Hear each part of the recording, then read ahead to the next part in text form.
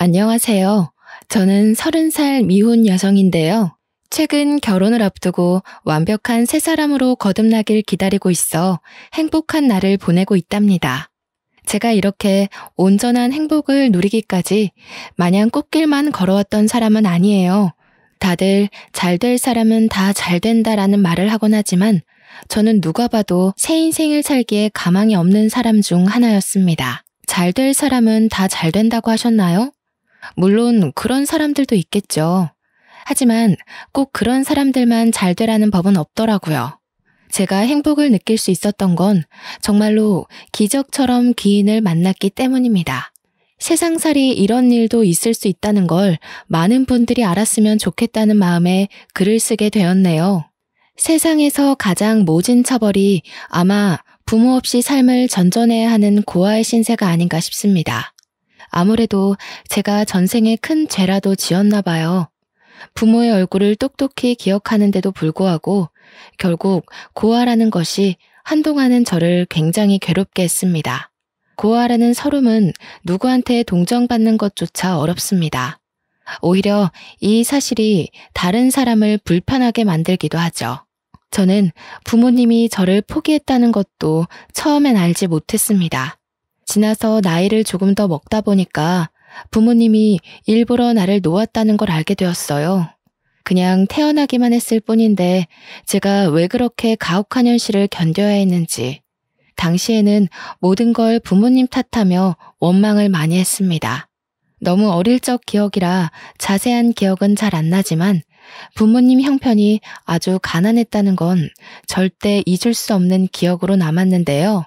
그런 형편에서 실수로 제가 태어났다는 것 정도는 귀에 피딱지가 앉을 정도로 많이 들어서 알고 있어요. 부모님은 혼인신고도 안 한 채 동거만 하면서 저를 키웠고요. 저만 집에 두고 거의 매일 외박을 했습니다. 부모님은 저를 혼자 내버려 두면서도 누구 하나 걱정하지를 않았어요. 엄마 아빠가 보고 싶었지만 태어날 때부터 이러한 환경에서 자랐기에 다 그렇게 사는 줄 알았습니다. 집에서 거지처럼 살아본 사람이 저 말고 또 있을까 싶네요.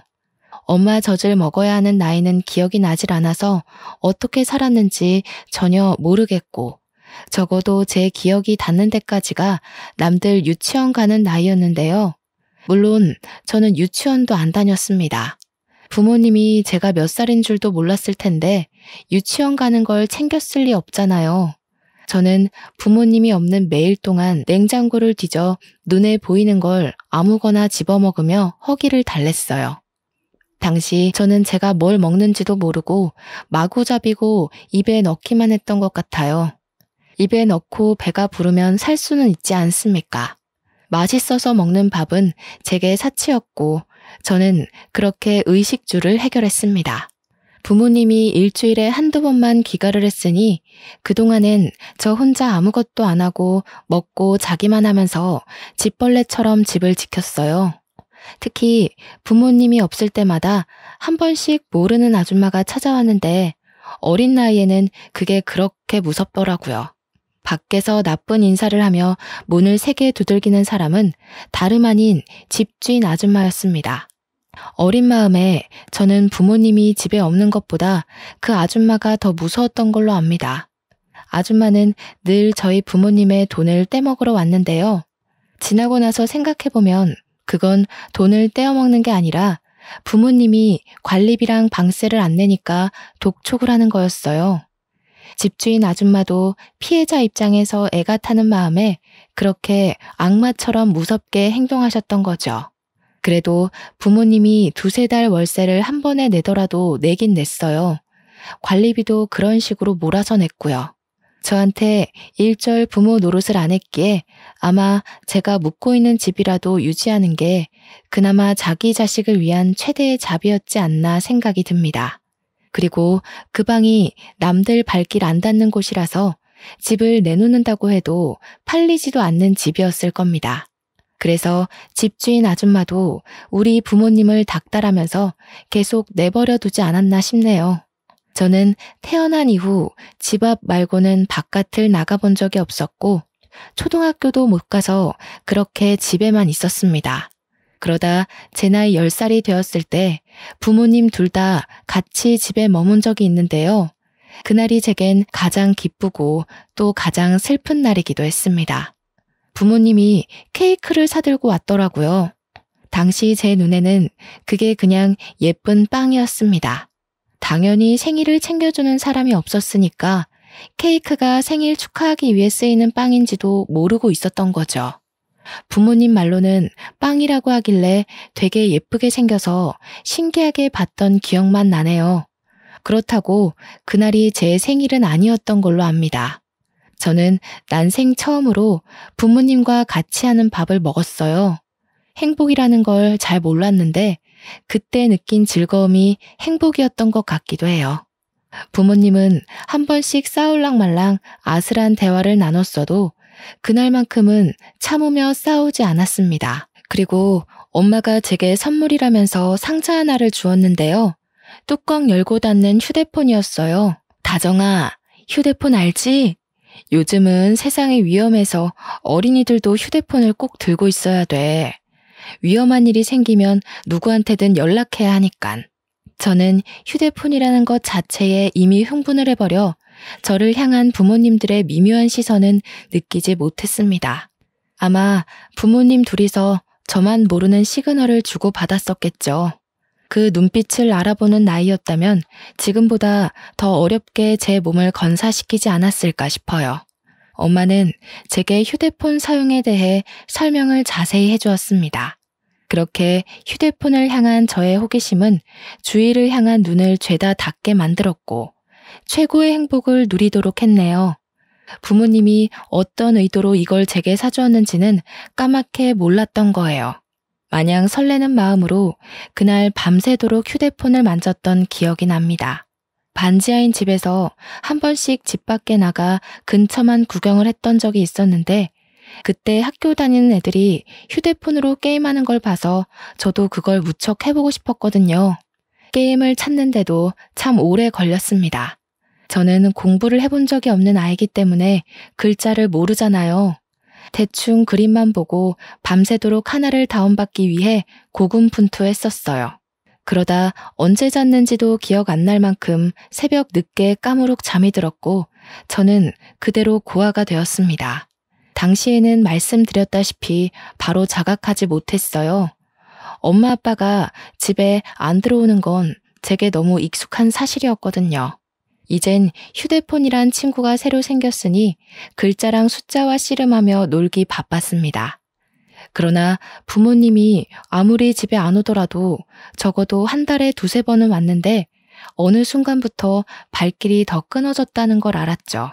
그때만 해도 나중에 오겠지, 내일은 오겠지 하면서 사태의 심각성을 모르고 기다렸습니다. 더 이상 냉장고에서 꺼내 먹을 음식도 없었고 관리비랑 월세는 쌓이기만 할 뿐 해결되지 않았어요. 그렇게 체감상 반개월이 지났을 때쯤 누군가 집 문을 뜯는 소리가 났어요. 집에 혼자 있던 저는 놀라서 방문 뒤로 숨었는데 집주인 아줌마가 열쇠공을 부른 거였더군요. 세상에나, 집꼬라지가 이게 뭐야? 어이 꼬마야, 너희 부모님 어디 있니? 내가 더는 사정 못 봐준다. 그래도 2-3달에 월세 몰아서 내길래 젊은 부부가 어렵게 산다고 생각하고 이해해주려고 했는데 6개월은 우리도 힘들어. 화가 난 집주인이 무서워서 저는 집주인 아줌마를 피해 그 집을 도망쳐 나왔습니다. 저는 그날로 집까지 잃은 고아가 된 거였죠. 옷도 잠옷밖에 없어서 엄마 가디건 걸친 게 다였어요. 신발도 부모님이 사준 적 없으니까 그나마 발이 작았던 엄마 슬리퍼를 신고 나왔네요. 그렇게 날이 지도록 빈민가를 돌아다녔던 저는 밤냄새 솔솔 나는 생선구이 가게를 발견하고 말았습니다. 아침에 집을 나와 저녁까지 돌아다녔으니 배가 고플 만도 하잖아요. 한참 클 나이니까 소화도 빨랐을 테고. 저는 맛있는 냄새가 나는 그 유혹을 지나치지 못하고 그곳 주위를 서성거렸습니다. 사람들이 들락날락하는 걸 한참 동안 눈치만 보다가 가게 문 닫을 시간에 슬금슬금 들어갔어요. 어이구, 어쩐다니? 지금은 장사 끝났는데. 그런데 아가야, 설마 너 혼자 온 거니? 부모님은 어쩌고 이 추운 날씨에 그러고 왔어? 부모님 어디 있는지 몰라요. 근데 혹시 밥 비싸요? 이거 엄마가 비싼 거라고 했는데 먹을 거랑 바꾸면 안 될까요? 제가 너무 배고파서 그래요. 제가 그때 가게 아줌마한테 보여드린 건 휴대폰이었습니다. 엄마가 비싼 거니까 잃어버리면 안 된다고 했던 말을 기억해서 아줌마한테 돈 대신 주려고 했던 것 같아요. 그게 비싼 걸 쓸 리가 없을 텐데 말이죠. 아줌마는 두 손으로 그걸 내미는 저를 한참이나 바라보셨는데요. 쫓겨날까봐 무서워서 아줌마 시선을 괜스레 피하면서 서 있었죠. 그런데 아줌마는 말없이 가게 문을 닫더니 저를 자리에 앉히곤 주방에 들어가더라고요. 뚝딱뚝딱 금세 무언가 두들기고 지지는 소리가 났습니다. 곧 쟁반에 따뜻한 밥과 함께 돌아오셨어요. 그때 먹은 고등어 구이를 제가 아직도 잊지 못합니다. 여전히 제게 세상에서 제일 맛있는 음식이 고등어이기도 하고요. 고등어 말고도 처음 먹어보는 반찬이 참 많았는데요. 아줌마는 제가 밥을 다 먹을 때까지 하나하나 챙겨주셨습니다. 손수 물도 떠다 주면서 국이랑 같이 먹어야 안 체한다고 계속 신경을 썼죠. 그래서 너는 어디서 온 거니? 얼마나 돌아다닌 거야? 엄마 아빠 어디 갔는지 몰라? 전화기 들고 있으면서 전화라도 해보지 그랬어. 아줌마가 연락해줄까? 엄마 아빠 전화번호 몰라요. 집에서 집주인 아줌마가 돈 내라고 무섭게 하는 바람에 도망쳐 나온 거예요. 나중에 다시 가보려고요. 저는 아줌마가 물어보는 질문에 하나같이 모른다고 대답하면서 제가 겪었던 일들을 말해주었습니다. 그러니 아줌마는 제가 처했던 상황을 단번에 눈치챘나 봐요. 저는 밥을 다 먹은 후 아줌마 손을 잡고서 경찰서로 갔습니다. 집에 데려다주는 줄 알았는데 경찰서를 간 거라 좀 더 무서웠네요. 아줌마의 부탁으로 경찰은 저를 실종 신고하려고 제게 부모에 대해 물었지만 그때서야 저는 부모님 이름도 모른다는 걸 알게 되었어요. 부모님 얼굴만 알지 정작 부모님에 대한 신상 정보를 아무것도 모르고 있었습니다. 나이도 몰랐는데 경찰이 제 출생신고 기록을 보고서 10살이라고 말해주어 그때부터 나이를 세기 시작했어요. 결국 아무런 정보도 알지 못한 채 경찰은 제 이름과 나이 인상착의만 보고 저는 실종 미아 신고 접수를 했을 겁니다. 내내 제 곁을 지켜주고 있던 아줌마는 제가 글자도 모르고 숫자도 모르고 몸만 컸지 배움은 유치원 애들보다 못하다는 걸 알게 되었는데요. 일단 제 부모를 찾겠다는 신고 접수는 들어갔는데 그동안 저를 어디 둬야 하나 그 고민을 다 같이 했었어요. 경찰이 아동보호소를 알아봐줬는데 그렇게 찾은 곳이 바로 보육원이었습니다. 일단 밤이 늦었기에 아줌마 뜻에 따라 저는 아줌마 집에 가서 하룻밤 신세를 지게 되었어요. 그러고 다음날 꿀맛 같은 아침밥을 먹고서 아줌마 손을 잡고 보육원을 갔죠. 그러나 보육원 분위기는 생각보다 삼엄했고 원장님의 말씨는 친절했으나 표정이 예사롭지 않다는 걸 아줌마가 느낀 것 같더라고요. 그날 보육원 두세 군데를 더 돌아다녔던 걸로 알아요. 아줌마가 저를 맡겨둘 만큼 멀쩡한 보육원을 발견하지 못했기 때문이라는 걸 나중에 알았습니다. 지금 이 글을 쓰면서도 아줌마가 참 좋은 분이라는 걸 새삼 다시 느끼고 있네요. 그렇게 아줌마는 마음에 드는 보육원을 찾지 못해서 뺑뺑 돌기만 하다가 또 밤이 왔습니다. 아줌마와 하룻밤을 더 보내게 되었는데 저는 당시 다른 건 몰랐고 그저 고등어를 또 먹게 되었다는 사실에 기쁘기만 했어요. 그리고 그날 밤 집에 돌아오는 길에 아줌마가 사줬던 새 내복을 입고서 아줌마 옆자리에 누웠는데요. 아줌마가 제게 정말 고마운 제안을 하는 거 아니겠습니까? 이름이 다정이라고 했지? 다정아, 너만 괜찮다면 아줌마랑 같이 지낼래? 아줌마도 평생 혼자 살아왔거든. 이참에 우리 한번 친구가 되어볼까? 아줌마랑 친구하면서 지내다가 부모님한테 연락이 오면 그때 돌아가면 되잖아. 친구요? 아줌마랑 저는 어른이고 아이인데 친구가 될 수 있어요? 혹시 아줌마도 초등학교 가야 되는 나이예요? 그런 건 아니고 친구라는 건 서로 친구하고 싶은 마음만 있으면 얼마든지 친구할 수 있는 거야. 아줌마도 다정이가 좋고 다정이도 아줌마를 좋아해주면 가능하지. 그럼 나 계속 그 물고기 먹을 수 있어요? 고등어? 아줌마랑 친구하면 고등어 계속 먹는 거예요? 그러면 저 아줌마랑 친구할래요. 한참 어른과 어린 제가 친구를 한다는 게 당시에는 이해하기 어려웠지만 저는 그때 고등어를 또 먹을 수 있다는 생각 덕에 좋아라 했던 걸로 기억합니다. 그렇게 저는 아줌마 일을 도와가며 고등어도 매일 먹으면서 밥 부족하지 않게 잘 먹고 잘 자랐죠. 아줌마가 자비를 써서 제 학교까지 보내주었는데요. 제가 초등학교 입학 당시 너무 늦은 나이기도 했고 또 유치원 수준도 못 미칠 만큼 배운 게 없어서 결국 특별반 수업을 들어갔습니다. 장애인 친구들이 수업받는 곳이었는데 저 또한 인지 능력이 낮아서 수업 진도가 잘 맞았던 걸로 기억해요. 특별반 친구들은 저보다 어린 애도 있었고 한두 살 많은 언니 오빠들도 있었는데요. 학교 다니는 게 그렇게 재미있는 건 줄 몰랐어요. 공부도 친구들과 노는 것도 또 급식 먹는 것도 제겐 하나같이 놀이나 다름없었을 만큼 즐거움을 얻었습니다. 집에 오면 아줌마가 제 공부와 숙제를 봐주기도 했어요. 아줌마가 저에게 가르쳐 줄 수 있는 지식까지는 계속 과외 선생님처럼 알려주고 가르쳐 주었습니다. 공부에 재미를 붙인 저는 정말 무섭게 배움을 습득했고 그렇게 중학교, 고등학교까지 아줌마의 뒷바라지를 받으며 다녔어요. 그때까지도 제 친부모에 대해서 경찰에선 연락조차 없었네요. 부모님을 만난 적도 없었다는 거예요. 하지만 상관이 없었습니다. 오히려 부모님이 절 찾는다면 그게 서운할 것 같았어요. 아줌마와 지내는 하루하루가 너무 재밌었거든요.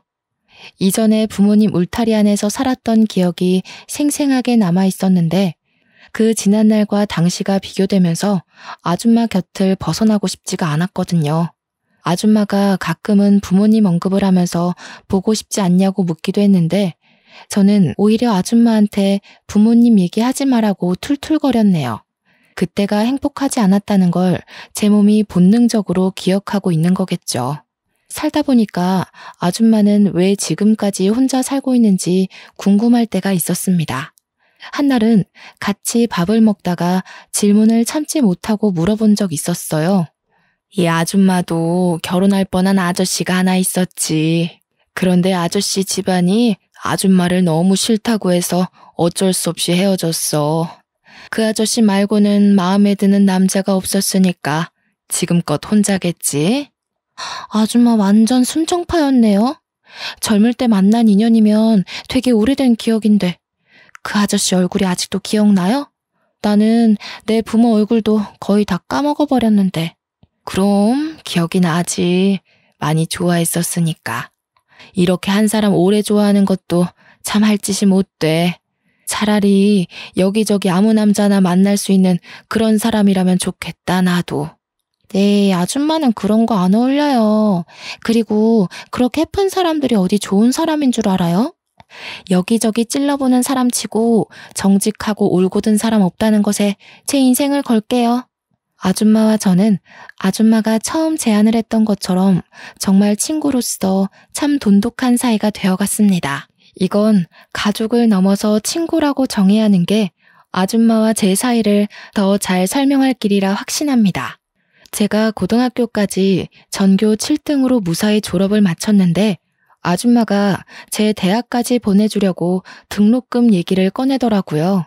기다렸다는 듯이 말하면서 자기가 그동안 적금 모아둔 거 있다고 흔쾌히 저한테 주겠다는 거 있죠. 저한테 아낌없이 퍼주는 아줌마에게 너무 감사하면서도 동시에 받기만 하는 것 같아서 미안했습니다.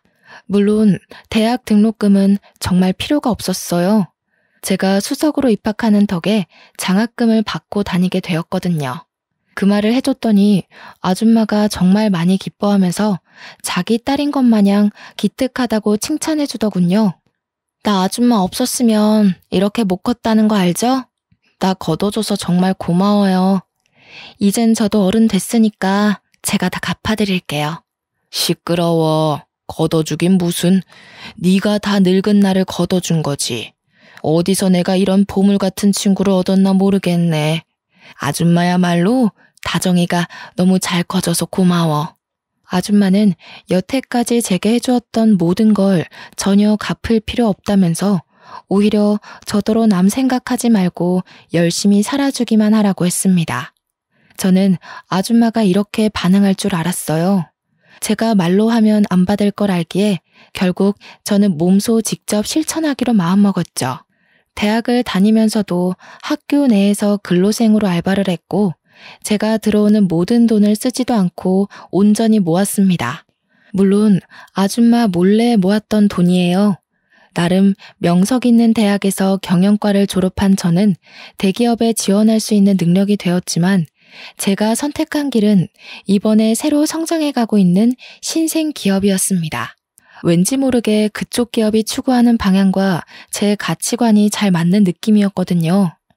계속 그곳으로 눈이 가길래 과감하게 지원서를 냈고 단번에 합격을 했죠. 친구들은 아직도 저보고 왜 대기업 갈 스펙으로 중소기업을 가냐면서 잔소리를 하곤 합니다. 취업을 하고 나서도 저는 급여를 차곡차곡 모았습니다. 처음에는 돈 모으는 목적이 딱히 없어서 이 돈을 모아 아줌마 노후가 편하도록 지원해줄 생각이었는데 모으다 보니까 목표가 달라지더라고요. 아줌마에게 꼭 해주고 싶은 선물이 따로 있었습니다. 저는 한동안 부동산을 돌아다니며 건물을 보고 다녔어요. 그러다 1층이 상가, 2층이 주택인 매물을 어렵게 찾아서 매입을 했죠. 아줌마 명의로 그 건물을 계약했습니다. 아주 자그마한 건물이었지만 그래도 당시 살고 있던 빈민촌보다는 제 직장과 가까워서 아줌마와 같이 사는 것이 좀 더 윤택해질 거라 생각이 들었어요. 아줌마한테도 매번 집이랑 가게랑 30분은 걸어야 돼서 새벽 일찍 일어나고 밤늦게 집까지 걸어가고 하느라 보통 힘든 일이 아니었거든요. 앞으로는 바로 10초 거리의 집이 위층에 있으니까 몸 건강 챙기면서 장사하기에 훨씬 편할 거 아니겠어요? 아줌마가 제게 학교도 보내주고 밥도 먹여주고 재워주고 입혀주고 부모가 해줘야 할 의무를 선뜻 베풀어준 선의보다는 못한 보답이지만 그건 앞으로의 시간도 많으니까 계속해서 보답하는 마음으로 살겠다고 다짐했죠. 저는 무작정 아줌마를 데리고 건물까지 갔어요. 일체 설명 하나 안 해주고 직접 눈으로 보여줬더니 아줌마가 처음엔 어리둥절해 하더라고요. 앞으로 우리가 함께할 새 보금자리예요. 아줌마 명의로 계약했으니까 아줌마 가게인 건 똑같아요. 저 계속 아줌마 옆에 껌딱지처럼 붙어 있으려고 주는 뇌물이니까 부담 느끼지 말고 받아줘요. 세상에나, 네가 돈이 어디 있다고 이런 걸 샀어. 뭐하러 이렇게까지 해. 어떻게 물을 수 없어? 내가 너한테 이걸 어떻게 받니? 나 아줌마한테 이렇게 해주려고 뼈 빠지게 일해서 모은 거예요. 우리 친구라면서요. 세상에 받기만 하는 친구가 어딨대요? 저도 아줌마한테 친구로서 쏘는 건데요. 아줌마는 제 마음에 감동받아 결국 눈물을 보였고 그날 너무할 정도로 많이 울면서 제게 고마워했습니다. 그렇게 저희는 빈민촌에서 도심으로 이사를 해 새로 장사를 시작하였어요.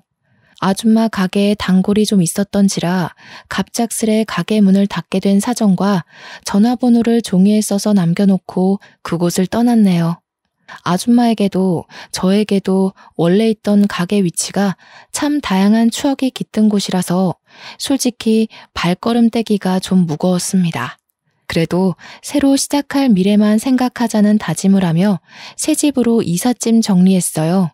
저는 머리가 좀 크고 나서부터 생각했던 건데 아줌마 손맛이 대중적일 거라 예상을 했었습니다. 그래서 위치를 이전하더라도 분명 인기가 장난 아닐 거라고 기대했죠. 역시나 학원가에 위치했던 가게는 금방 입소문을 탔고 특히나 고등어구이가 가장 인기 많았어요. 저희 가게는 줄 서서 찾는 식당이 되었을 정도로 엄마 손맛이라 소문이 난 식당이 되어버렸는데요. 저도 아줌마 혼자 하고 있는 일을 도와주기 위해서 항상 칼같이 퇴근을 했습니다. 한날은 마감할 때쯤에 아줌마가 주방에서 손 닦으면서 나오더니 제게 웬 명함을 주더라고요. 이거 다정이 네 회사 아니니? 웬 캐스팅 매니저라면서 우리 가게에 투자하고 싶다고 찾아왔었어. 이런 거 뭐 어디 방송 내보내는 거야? 아니면 우리 가게 홍보해준다는 건가? 제가 일하는 곳은 식품계 쪽으로 성장해 가고 있는 기업이었는데 아줌마 말하는 걸 들어보니 그곳에서 파견된 컨설턴트가 아줌마한테 프랜차이즈 사업을 제안했나 보더군요. 사업 보고서를 내밀면서 뭐라 설명을 했다는데 아줌마가 일단은 바빠서 생각해본다고 하고 보냈다네요.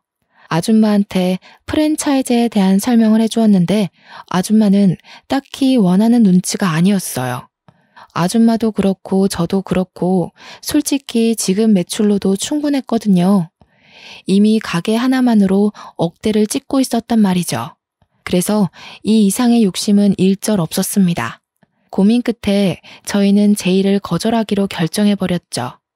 어차피 우리 회사에서 온 제안이니까 제가 말하겠다고 하고 아줌마 대신 그 컨설턴트를 찾아가 확실하게 거절 의사를 밝혔습니다.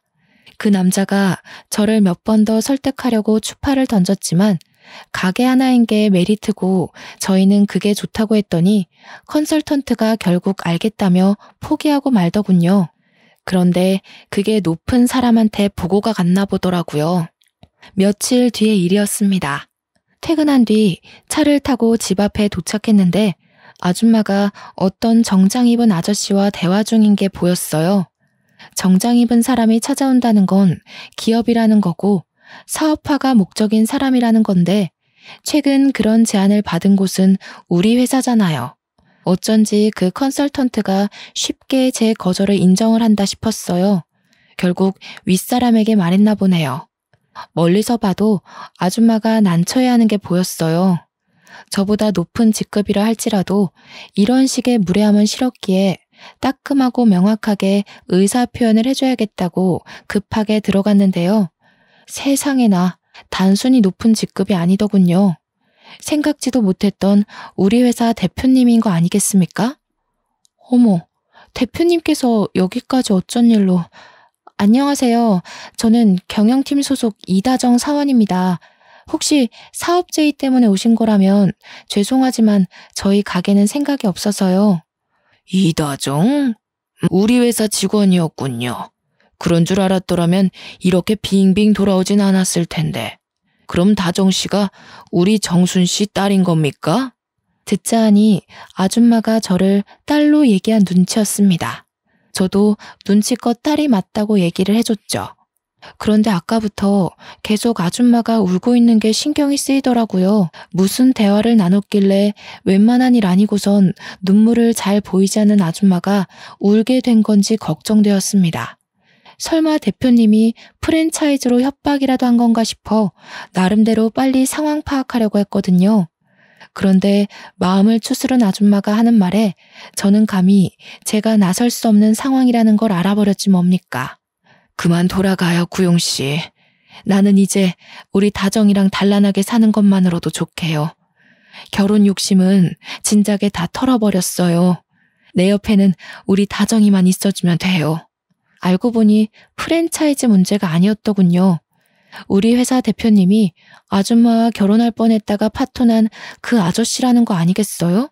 그 사실을 눈치채고 나서부턴 무슨 반응을 보여야 할지 몰라서 벙어리처럼 서 있기만 했습니다. 가만히 듣고 있으니까 어느 정도 당시의 분위기가 파악되더라고요. 대표님이 여길 찾아온 건 프랜차이즈 때문이 맞으나 제가 나타나기 전까지 하고 있던 대화는 아줌마와의 재결합이었던 겁니다. 아줌마는 대표님의 결혼 제안을 거절하고 있는 상황이었던 거예요.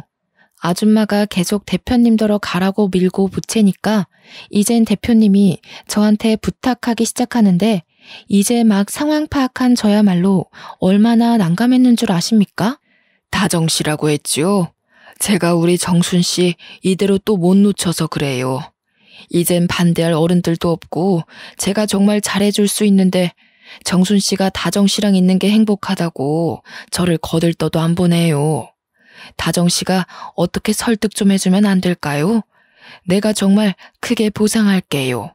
저희 대표님은 원래부터 선한 아저씨라고 회사에서 소문이 자자한 사람이에요.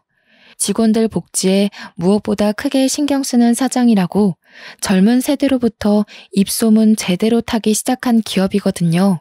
그렇게 많은 사람들의 존경받고 가진 것 많은 대단한 사람이 아줌마와 마찬가지로 한 사람을 잊지 못해 저한테 부탁을 하고 있는데 그 모습이 얼마나 절절하던지. 새삼 둘이서 젊은 시절 얼마만큼 서로를 좋아했는지 간접적으로 느껴지는 듯 했습니다. 사실 아줌마 또한 대표님을 못 잊고 있다는 것 제가 제일 잘 알고 있지 않습니까?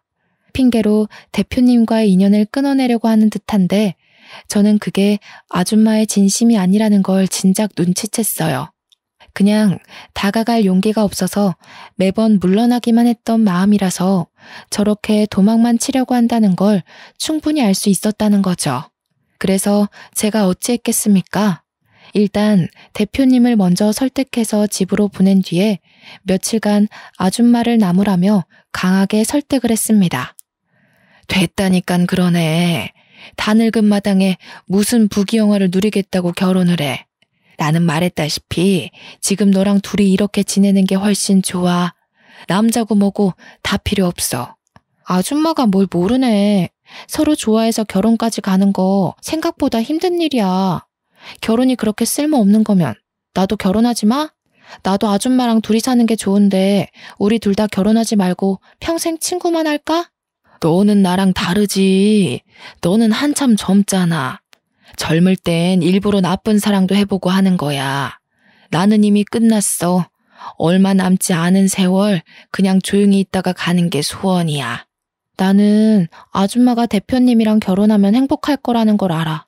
아줌마가 대표님 얘기할 때마다 소녀처럼 웃는 걸 봤는데 누구 눈을 속이려고 그래? 나한테 솔직한 사람이 되라면서 왜 아줌마는 자꾸 자기 마음을 모른 척한대? 결혼이 뭐 대단한 거야? 살아보고 아니면 끝내더라도 기회가 왔을 때 좋아하는 사람이랑 같은 길은 걸어봐야지. 매일 밤 아줌마를 설득하느라 온갖 좋은 말을 꺼낸다고 에너지 소비를 좀 많이 했네요.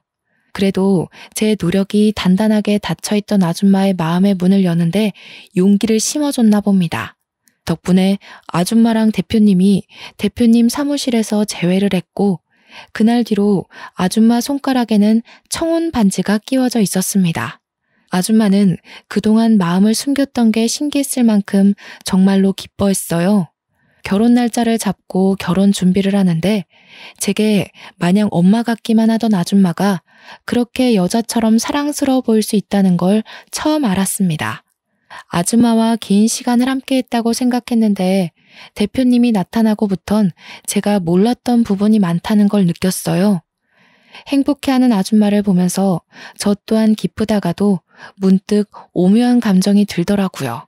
아줌마랑 평생 같이 살 거라고 생각했고 한 번도 헤어짐 있을 거라고 상상한 적이 없었는데 막상 저보다 아줌마한테 더한 행복을 줄 수 있는 사람이 나타났다 보니까 제가 아줌마를 놓아주는 게 축복해주는 거란 생각이 들었어요. 그게 참 이상하게도 씁쓸했습니다. 사실 저와 아줌마의 관계는 언제든지 깨져도 이상할 게 없는 사이잖아요. 올 것이 왔다고 생각하는 게 당시에는 저를 위로하는 합리화였던 것 같네요. 두 분의 결혼은 저한테도 기쁨이었고 저는 그렇게 혼자 미리 마음을 정리하기로 했습니다. 휴대전화라는 것이 참 좋지 않습니까? 연락만 하면 아줌마와 언제든지 만날 수 있으니까 그렇게 위안을 삼았어요. 그런데 신혼여행을 다녀온 아줌마와 대표님이 회사로 출근하더니 사무실로 저를 바로 호출하더라고요. 아줌마한테서 사적인 방법으로 전화가 왔길래 대표님 사무실을 찾아가 봤습니다. 직원이 되고도 대표님 사무실은 방문해 볼 일이 없어서 처음 가보는 거였어요. 들어갔더니 대표님과 아줌마 그리고 웬 젊은 남자까지 함께 앉아 있더군요. 그 남자의 얼굴이 좀 낯익었는데 알고 보니 아줌마한테 프랜차이즈 사업을 제안하러 찾아왔었던 그때 그 컨설턴트인 거 아니겠습니까? 오, 다정씨, 이리 와서 앉아요. 우리 아들인데 둘이 이미 안면이 있을 거예요.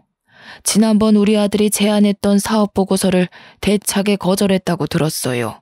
저는 대표님이 소개하는 그 남자가 아들이라는 소리에 상황 파악하느라 바로 대답을 못했습니다.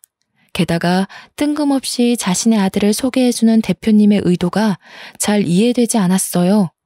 그러나 설명을 듣다 보니 대표님한테 이런저런 사연을 듣게 된 그 남자가 저를 알아보고 싶다고 했다는 거 아니겠습니까? 이렇게 인사드려서 죄송하네요. 사실 다정씨가 지난번 사업 계획 거절하러 찾아왔을 때 사실 연락처를 물어보고 싶었거든요. 그런데 다정씨가 당시 제 말을 안 들어줄 것 같더라고요. 아마 첫 단추가 잘못 끼워졌던 탓이겠죠?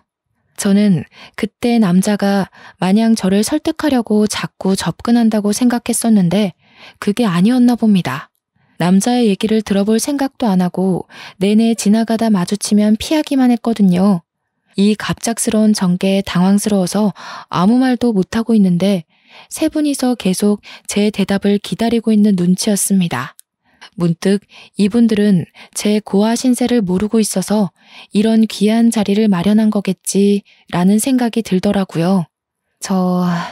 좋게 봐주신 마음은 너무 감사한데 제가 아무것도 가진 게 없는 사람이에요. 앞으로 회사가 더 커지면 간부들 이미지가 중요하잖아요. 제가 괜히 발목 잡은 꼴 만들고 싶진 않아요. 하지만 역시나 대표님은 소문대로 인품이 우수한 분이셨고 이미 아줌마에게 저와 같이 살게 된 스토리를 나누면서 자연스레 제가 어떤 사정이었는지 알고 계셨나 보더라고요. 내가 제일 싫어하는 부류가 어떤 사람인 줄 아십니까? 겉모습만 보고 그 사람의 모든 걸 매도하는 사람들이에요. 인사팀에다 신입 뽑을 때 최대한 유념해달라고 매년 부탁하고 있기도 하고요. 다정씨 같은 인재를 출신만으로 놓친다면 그건 아마 그런 사람들이 실수를 하고 있는 게 아닌가 싶은데 대표님이 해주는 좋은 말씀에 저는 위로를 넘어서 스스로에 대한 자부심까지 생겼습니다. 항상 당당하게 살면서도 고아라는 처지 때문에 작아질 때가 어쩔 수 없이 있었거든요. 그런데 결국 그건 내 잘못이 아니고 나를 바라보는 타인의 시선이 잘못된 것이란 걸 대표님을 통해서 확실히 인지하게 되었죠. 그렇게 저는 용기를 얻고 대표님 아들과 정식으로 연락처를 교환했습니다. 그 남자와 개인적으로 만나면서 마음을 키워가는데 대표님을 닮았는지 아들 되는 사람도 무척 너그럽더라고요. 생각하는 폭과 아량도 넓었습니다. 그렇게 이어져 온 인연이 얼떨결에 결혼까지 가게 된 겁니다. 그럼 관계가 어떻게 되겠습니까? 아줌마와 대표님이 결혼했으니 그 밑에 아들인 제 남편은 새엄마가 바로 우리 아줌마가 되는 거 아니겠어요? 그렇다면 저한테는 시모인 거잖아요. 무슨 이런 운명의 장난이 다 있단 말입니까? 사연 쓰느라 다시 과거를 정리하고 있는 이 시점에도 웃음이 막 나오네요. 저와 남편은 시댁으로 들어가 살게 되었는데 덕분에 아줌마와 한 지붕 아래 가족이 되었지 뭐예요?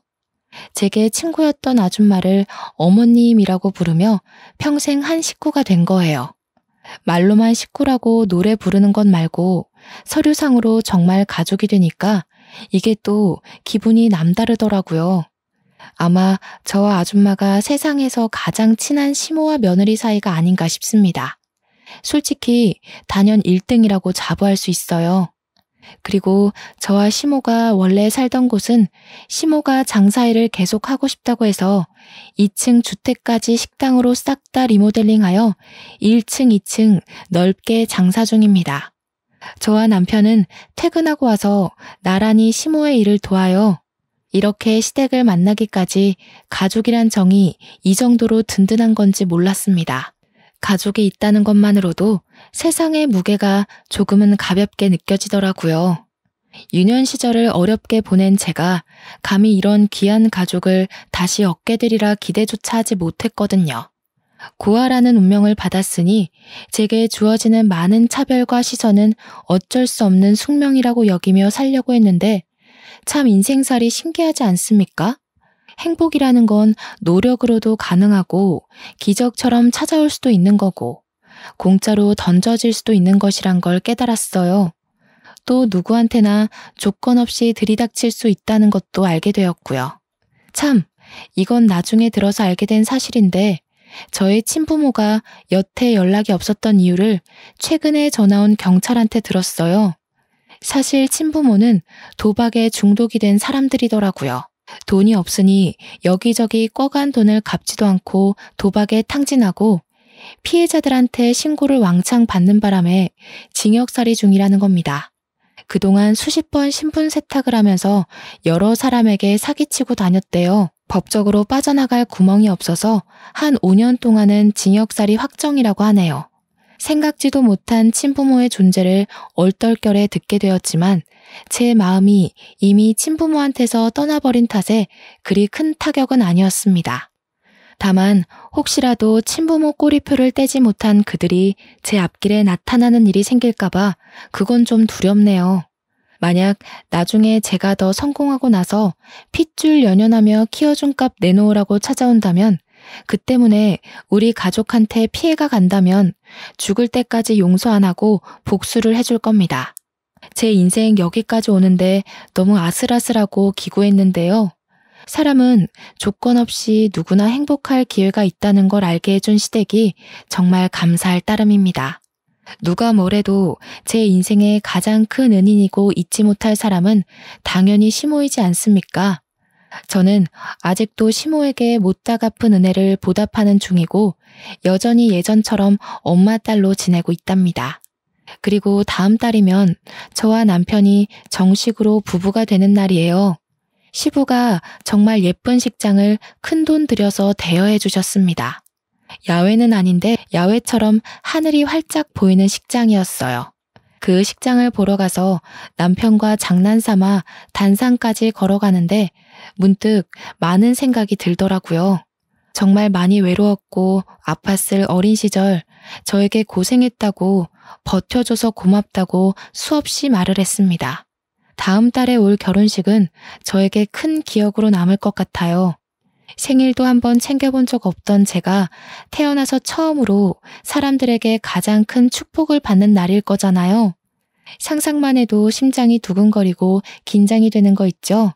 단언컨대 그날 화장 지워지도록 눈물을 흘리지 않을까 싶습니다. 저더러 태어나줘서 고맙다고 얘기하는 남편이랑 시댁 식구와 이대로 영원히 행복했으면 좋겠어요.